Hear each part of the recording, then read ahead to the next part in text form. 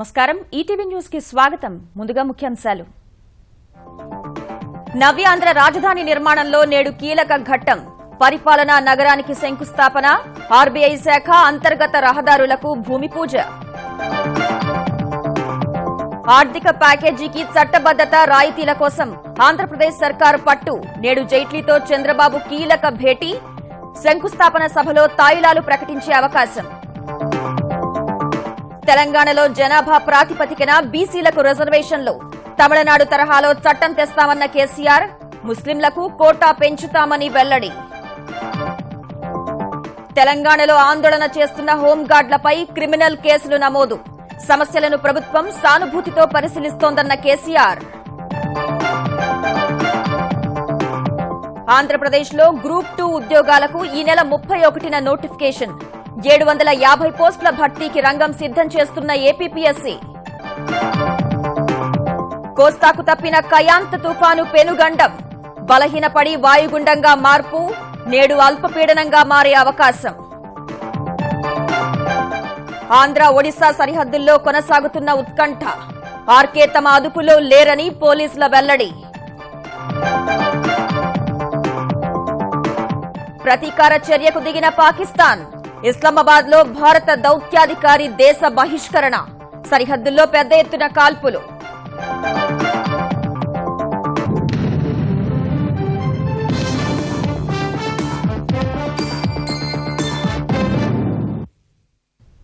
నవ్యాంధ్ర రాజధాని అమరావతి నిర్మాణంలో కీలక ఘట్టానికి రంగం సిద్దమైంది ఇప్పటికే తాత్కాలిక సచివాలయం నిర్మించుకుని స్వరాష్ట్రం నుంచి పాలన సాగిస్తున్న చంద్రబాబు సర్కార్ శాశ్వత పరిపాలనా భవన నిర్మాణాలకు ఇవాళ శ్రీకారం చుట్టనుంది 950 ఎకరాల్లో నిర్మించనున్న ఈ ప్రభుత్వ భవనాల సముదాయానికి కేంద్ర ఆర్థిక మంత్రి అరుణ్ జైట్లీ చేతుల మీదుగా శంకుస్థాపన జరగనుంది వీటి నిర్మాణానికి 5,600 కోట్ల రూపాయలు అవసరమవుతాయని అంచనా వేస్తున్నారు ఆర్బీఐ రాష్ట్ర శాఖ భవనం అమరావతిలో అంతర్గత రహదారుల నిర్మాణానికి కూడా ఇవాళే పునాది రాయి పడనుంది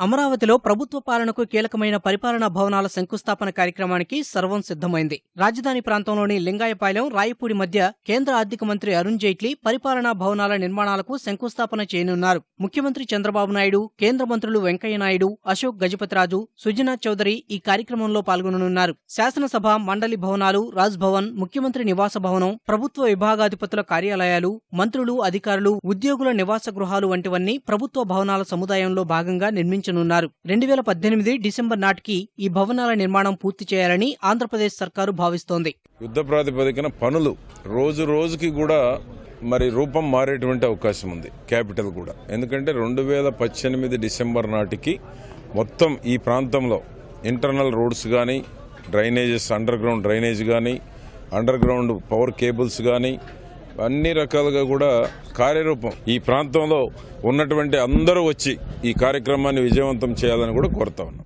ట్రాన్సిట్ సెక్రటేరియట్ భవనాలు నిర్మాణం చేసుకున్నాం పరిపాలన చేస్తూ ఉన్నాం ఇప్పుడు ఆ భవనాలు నిర్మాణం చేసుకొని పూర్తి స్థాయి ప్రపంచ స్థాయి రాజధాని ప్రజా రాజధాని నిర్మాణానికి శ్రీకారం చుడతా ఉన్నాం చాలా గర్వంగా ఉంది పరిపాలనా భవనాలతో పాటు రిజర్వ్ బ్యాంక్ భవనం 1000 కోట్లతో నిర్మించే విజయవాడ గుంటూరు మురుగునీటి పారుదల వ్యవస్థ రాజధాని రోడ్లకు కూడా జైట్లీ శంకుస్థాపన చేయనున్నారు ఇప్పటి వరకు అమరావతికి సంబంధించిన అన్ని కార్యక్రమాలను విజయవంతం చేసిన ఆంధ్రప్రదేశ్ సర్కారు ఈ శంకుస్థాపన ఘట్టాన్ని అదే స్థాయిలో నిర్వహించేందుకు సిద్దమైంది గత అక్టోబర్లోనే రాజధాని నిర్మాణానికి శంకుస్థాపన చేసిన ఆంధ్రప్రదేశ్ సర్కారు ఇప్పుడు కోర్ క్యాపిటల్ పనులు ప్రారంభించబోతోంది బృహత్ ప్రణాళిక రూపకల్పనలో భాగంగా ప్రధాన భవన నిర్మాణ శిల్పిని ఎంపిక చేసేందుకు టెండర్లు పిలిచిన ఆంధ్రప్రదేశ్ ప్రభుత్వం 2-3 నెలల్లో ఆకృతులు ఖరారు చేసి నిర్మాణాలు మొదలుపెట్టనుంది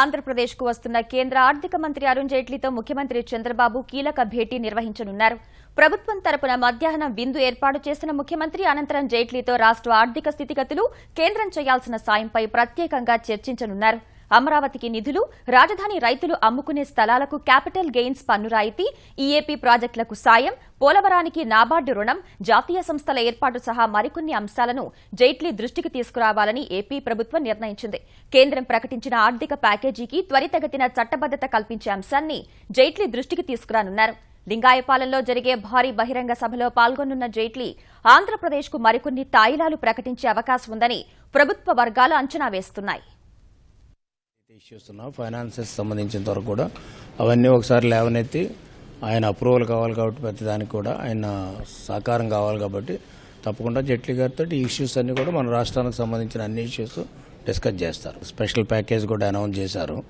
దాన్ని చట్టబద్ధత చేయమని కూడా ఆ రోజున అడిగారు. రేపు వచ్చినప్పుడు కూడా ముఖ్యమంత్రి గారు దాన్ని ఉదహరించడానికి కూడా అవకాశం ఉంది.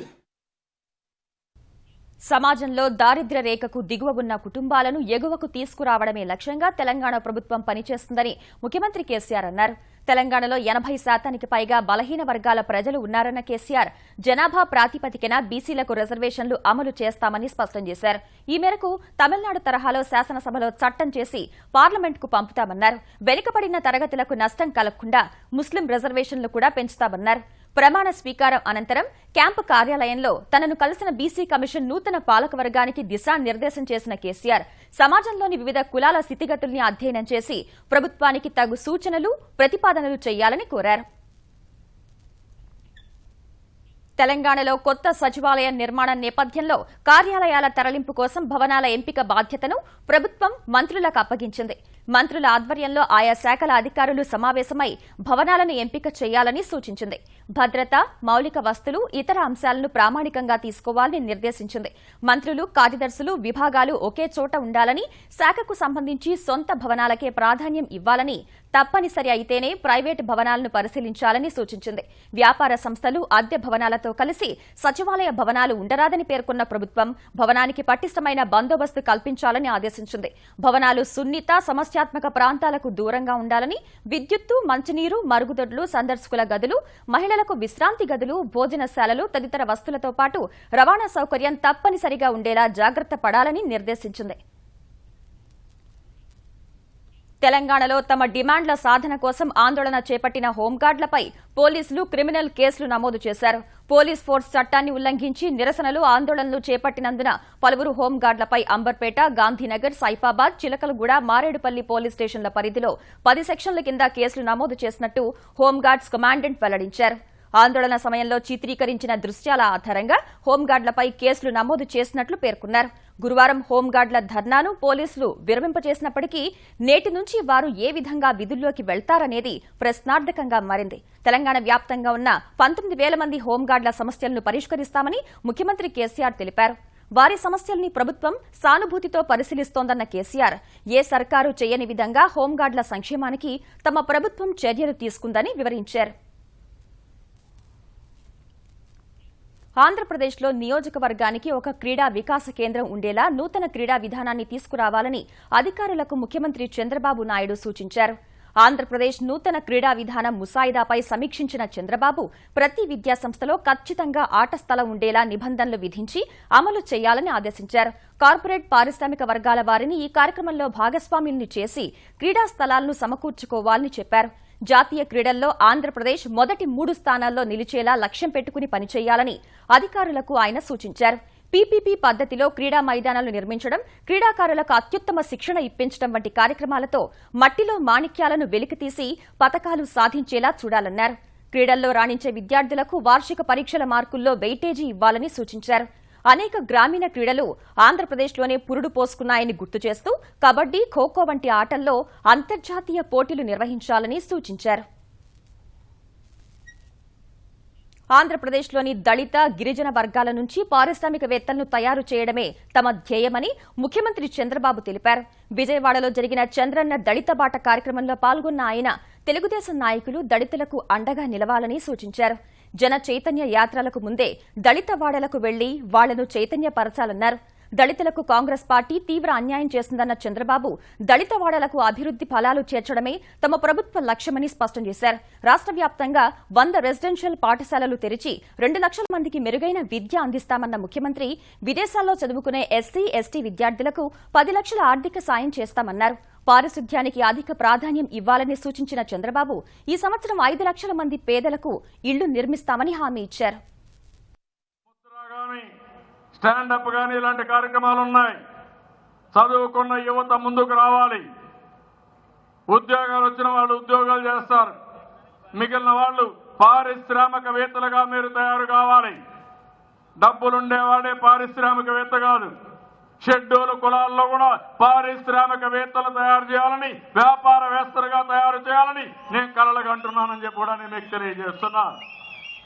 దానికి నేను చేయూతనిస్తా, అండగా ఉంటా, ఆర్థిక సహాయం చేస్తా, మీకు నైపుణ్యాన్ని కల్పిస్తా, శిక్షణ ఇస్తా. అందిపుచ్చుకోవాల్సిన బాధ్యత మీ పైన ఉందని చెప్పి కూడా నేను మీకు తెలియజేసుకుంటున్నా. ఓటుకు నోటు కేసుకు సంబంధించి ఇప్పటికే అభియోగ పత్రం దాఖలు చేశాక మరో ఎఫ్ఐఆర్ నమోదు చేయడం చట్ట సమ్మతం కాదని చంద్రబాబు తరపు న్యాయవాది సిద్ధార్థ లూత్రా హైకోర్టు దృష్టికి తీసుకొచ్చారు. వైకాపా శాసనసభ్యుడు దాఖలు చేసిన వ్యాజ్యాన్ని ఆధారంగా చేసుకుని ఓటుకు నోటు కేసులో చంద్రబాబు పాత్రపై దర్యాప్తు చేయాలంటూ ఏసీబీ కోర్టు ఇచ్చిన తీర్పును సవాల్ చేస్తూ హైకోర్టులో చంద్రబాబు వేసిన పిటిషన్పై నిన్న వాదనలు జరిగాయి. ఈ కేసుకు పిటిషనర్ రామకృష్ణారెడ్డికి అసలు సంబంధం లేదని, ఇది కేవలం రాజకీయ కక్ష సాధింపేనని లూత్రా వాదించారు. ఓటుకు నోటు అంశం ప్రజాసేవల కిందకు రాదని, అవినీతి నిరోధక చట్టంలోని సెక్షన్ 12 కింద కేసు నమోదు చేయడం సాధ్యపడదని వివరించారు. రామకృష్ణారెడ్డి కొన్ని అంశాలను కోర్టు దృష్టికి తీసుకురాకుండా దాచారన్న సిద్ధార్థ ఏసీబీ న్యాయాధికారి మరికొన్ని విషయాలను పరిగణనలోకి తీసుకుని ఉండాల్సిందని కోర్టుకు తెలిపారు. ఏసీబీ న్యాయస్థానంలో ఏసీబీ అధికారులు దాఖలు చేసిన అభియోగ పత్రంలోని కొన్ని అంశాలు పిటిషనర్కు ఎలా తెలిసాయో తేలాల్సి ఉందని లూత్రా అన్నారు. ఈ కేసులో తదుపరి వాదనలు సోమవారం జరగనున్నాయి. పశ్చిమ మధ్య బంగాళాఖాతంలో కేంద్రీకృతమైన కయాంత్ తుఫాను అనూహ్యంగా బలహీనపడి వాయుగుండంగా మారినట్లు వాతావరణ శాఖ వెల్లడించింది. ఇది పశ్చిమ నైరుతి దిశగా కదులుతోందని తెలిపింది. వాయుగుండం విశాఖపట్నానికి దక్షిణ ఆగ్నేయంగా 240 కిలోమీటర్ల దూరంలోనూ, మచిలీపట్నానికి తూర్పు ఆగ్నేయంగా 260 కిలోమీటర్ల దూరంలోనూ, నెల్లూరుకు తూర్పు ఈశాన్యంగా 390 కిలోమీటర్ల దూరంలోనూ కేంద్రీకృతమై ఉన్నట్లు వాతావరణ అధికారులు వెల్లడించారు. రానున్న 24 గంటల్లో వాయుగుండం మరింత బలహీనపడి అల్పపీడనంగా మారే అవకాశం ఉంది. వాయుగుండం ప్రభావంతో బలమైన గాలులు కొనసాగుతాయని, మత్స్యకారులు సముద్రంలోకి వెళ్లవద్దని విశాఖ తుఫాను హెచ్చరికల కేంద్రం సూచించింది. ఆంధ్రప్రదేశ్లోని అన్ని పోర్టుల్లోనూ 1 నెంబర్ ప్రమాద హెచ్చరిక కొనసాగుతోంది. ఆంధ్ర ఒడిశా సరిహద్దుల్లో ఉత్కంఠ కొనసాగుతోంది. మన్యంలో వరుస కాల్పులు వేడి పుట్టిస్తున్నాయి. 3 సార్లు జరిగిన ఎదురు కాల్పుల్లో 30 మంది మావోయిస్టులు మరణించారు. పోలీసుల కూంబింగ్ నిలిపివేయాలని నక్సల్ సానుభూతి పరులు కోరుతుంటే గాలింపు కొనసాగుతుందని పోలీస్ వర్గాలు స్పష్టం చేస్తున్నాయి. ఆంధ్ర ఒడిశా సరిహద్దుల్లో మావోయిస్టులు పోలీసుల మధ్య వరుస కాల్పుల ఘటనలు వాతావరణాన్ని ఉద్రిక్తంగా మార్చాయి. ఏవోబీలో 30 మంది మావోయిస్టులు హతమైన నేపథ్యంలో రానున్న రోజుల్లో పరిణామాలు ఎలా ఉండబోతున్నాయనే అంశంపై ఉత్కంఠ కొనసాగుతుంది. మావోయిస్టుల కోసం వేట ఆగదని పోలీసులు చెప్తుంటే మావోయిస్టుల పేర్లతో విడుదలైన లేఖాస్త్రం ప్రతీకారం తీర్చుకుంటామనే హెచ్చరికను సంధించింది.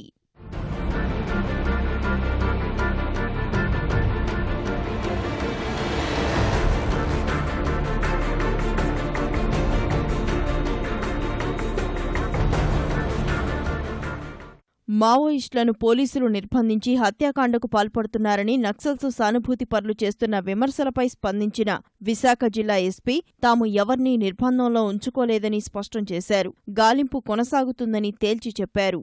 మనము కాంబింగ్ చేస్తాము, అది మన ఏరియా సెక్యూరిటీ కోసం చేస్తాము. వాళ్ళు లొంగిపోతే మనం పట్టుకుని వాళ్ళకి లొంగిపోయిన తర్వాత వాళ్ళకి రిహాబిలిటేషన్, వాళ్ళకి అమౌంట్ ఇవ్వడం, వాళ్ళకి రివార్డ్ ఇవ్వడం, అది మనం చూస్తాము.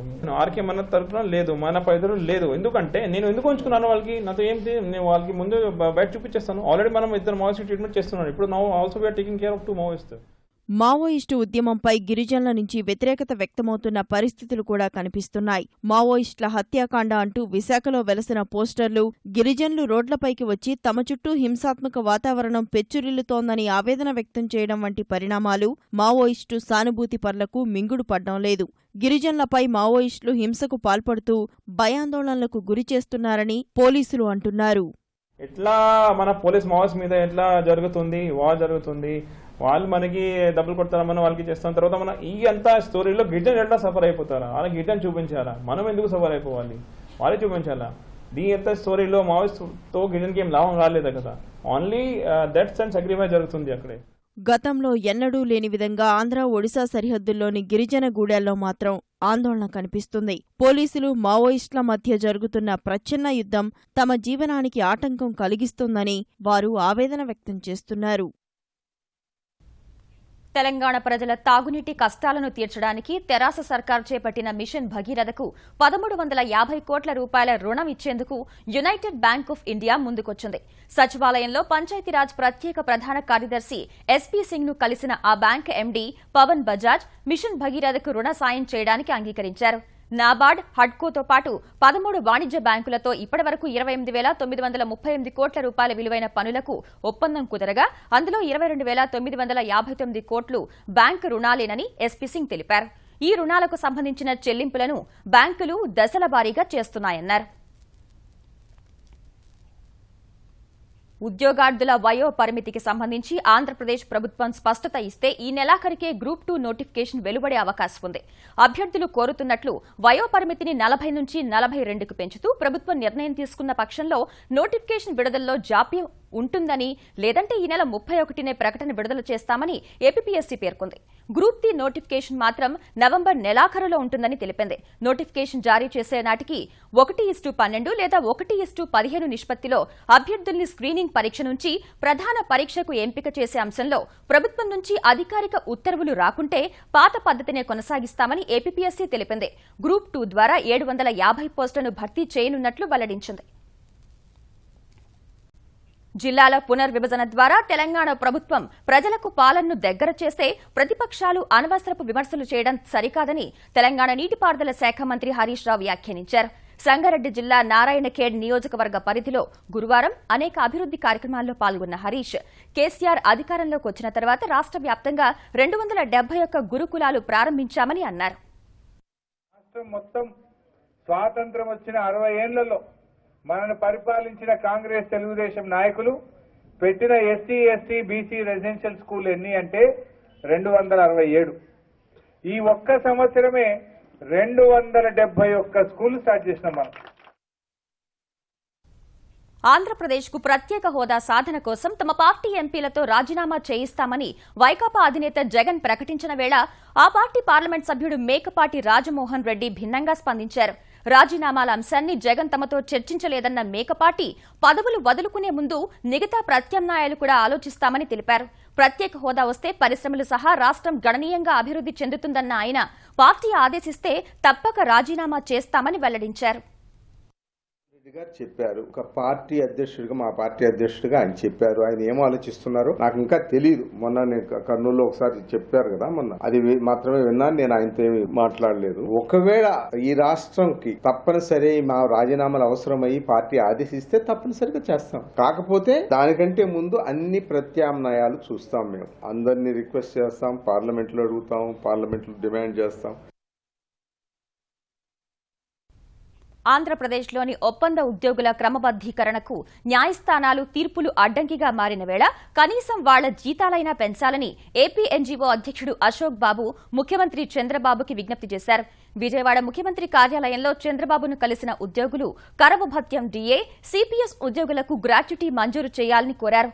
ఆరోగ్య కార్డుల అంశాన్ని ముఖ్యమంత్రి స్థాయిలో పరిశీలించాలని కోరిన ఉద్యోగులు గొల్లపూడి, ఇబ్రహీంపట్నం కార్యాలయాల్లో అన్న క్యాంటీన్లు ఏర్పాటు చేయాలని ముఖ్యమంత్రికి విజ్ఞప్తి చేశారు. కేంద్ర ప్రభుత్వం కూడా వాళ్ళ ఉద్యోగస్తులకి 1/7/2016 నుంచి డిఏ ఇవ్వడం జరిగింది. కాబట్టి ఈరోజు రాష్ట్రంలో మరి 2 విడతల డిఏ డ్యూ ఉంది. మరి ప్రభుత్వం కనీసం ఒక డిఏ అన్నా ఇస్తే మరి ఉద్యోగస్తుల విషయంలో కొంత ఏదైతే ఈ డిఏ మీద అసంతృప్తి ఉందో అది తొలగిపోవడానికి అవకాశం ఉందన్న విషయాన్ని కూడా మరి మేము ముఖ్యమంత్రి గారికి చెప్పాం. గూఢచర్యానికి పాల్పడ్డ కారణంగా పాక్ దౌత్య ఉద్యోగి మహమూద్ అఖ్తర్ను దేశం నుంచి భారత్ బహిష్కరించడంతో రగిలిన పాకిస్తాన్ ప్రతీకార చర్యకు పూనుకుంది. ఇస్లామాబాద్లోని భారత దౌత్య ఉద్యోగి సుర్జీత్ సింగ్ ను దేశం నుంచి బహిష్కరించింది. 48 గంటల్లో పాకిస్తాన్ విడిచి వెళ్లాలని ఆదేశించింది. వియన్నా ఒడంబడిక, దౌత్య నిబంధనలకు వ్యతిరేకంగా సుర్జీత్ సింగ్ చర్యలు ఉన్నాయని పాక్ ఆరోపించింది. భారత హై కమిషనర్ గౌతమ్ బాంబావాలేను తన కార్యాలయానికి పిలిపించుకున్న పాక్ విదేశాంగ కార్యదర్శి అజీజ్ చౌదరి ఈ విషయాన్ని వెల్లడించారు. సరిహద్దుల్లో పాకిస్తాన్ పదే కాల్పుల విరమణ ఒప్పందం ఉల్లంఘనకు పాల్పడుతోంది. జమ్మూ కశ్మీర్లోని నియంత్రణ రేఖ, అంతర్జాతీయ సరిహద్దు వద్ద భారత సైనిక స్థావరాలతో పాటు సరిహద్దు గ్రామాలే లక్ష్యంగా కాల్పులకు తెగబడుతోంది. గురువారం పాక్ సైన్యం జరిపిన కాల్పుల్లో ఒక బీఎస్ఎఫ్ జవాన్ ప్రాణాలు కోల్పోగా 9 మంది పౌరులకు గాయాలయ్యాయి. పాక్ కాల్పులకు ధీటుగా బదులిచ్చినట్లు భారత సైన్యం వెల్లడించింది. భారత సైన్యం జరిపిన కాల్పుల్లో ఒక పాక్ సైనికుడు హతమయ్యాడు. కతువా జిల్లాలోని కతువా, హీరానగర్ సెక్టర్లతో పాటు జమ్మూ ప్రాంతంలోని ఆర్ఎస్పురా ఆర్నియా సెక్టర్లో పాక్ కాల్పులకు పాల్పడింది. రాజౌరి సెక్టర్లో అర్ధరాత్రి పాక్ సైన్యం పెద్ద ఎత్తున కాల్పులకు దిగింది.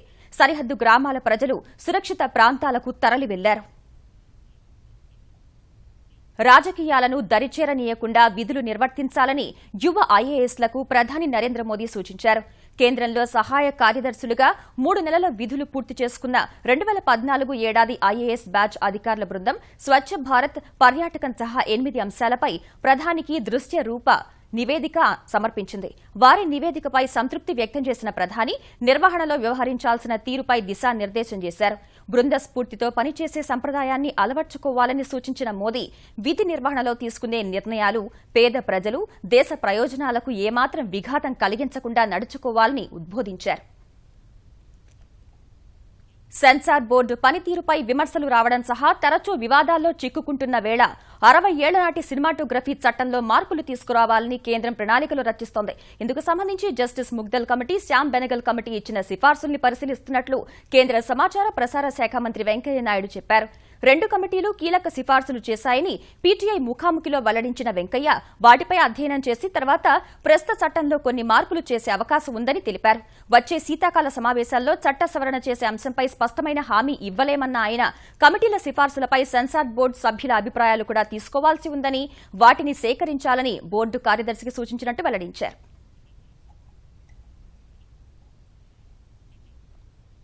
ఇక ముఖ్యాంశాలు మరోసారి. నవ్యాంధ్ర రాజధాని నిర్మాణంలో నేడు కీలక ఘట్టం. పరిపాలనా నగరానికి శంకుస్థాపన, ఆర్బీఐ శాఖ అంతర్గత రహదారులకు భూమి పూజ. ఆర్థిక ప్యాకేజీకి చట్టబద్దత, రాయితీల కోసం ఆంధ్రప్రదేశ్ సర్కార్ పట్టు. నేడు జైట్లీతో చంద్రబాబు కీలక భేటీ, శంకుస్థాపన సభలో తాయిలాలు ప్రకటించే అవకాశం. తెలంగాణలో జనాభా ప్రాతిపదికన బీసీలకు రిజర్వేషన్లు. తమిళనాడు తరహాలో చట్టం తెస్తామన్న కేసీఆర్, ముస్లింలకు కోటా పెంచుతామని వెల్లడి. తెలంగాణలో ఆందోళన చేస్తున్న హోంగార్డులపై క్రిమినల్ కేసులు నమోదు. సమస్యలను ప్రభుత్వం సానుభూతితో పరిశీలిస్తోందన్న కేసీఆర్. ఆంధ్రప్రదేశ్లో గ్రూప్ 2 ఉద్యోగాలకు ఈ నెల 31న నోటిఫికేషన్. 750 పోస్టుల భర్తీకి రంగం సిద్ధం చేస్తున్న ఏపీపీఎస్సీ. కోస్తాకు తప్పిన కయాంత్ తుపాను పెనుగండం. బలహీనపడి వాయుగుండంగా మార్పు, నేడు అల్పపీడనంగా మారే అవకాశం. ఆంధ్ర ఒడిశా సరిహద్దుల్లో కొనసాగుతున్న ఉత్కంఠ. ఆర్కే తమ అదుపులో లేరని పోలీసుల వెల్లడి. ప్రతీకార చర్యకు దిగిన పాకిస్తాన్.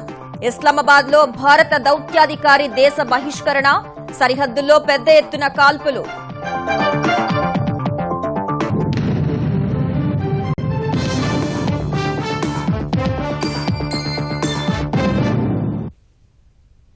ఈటీవీ న్యూస్ సమాప్తం. నమస్కారం.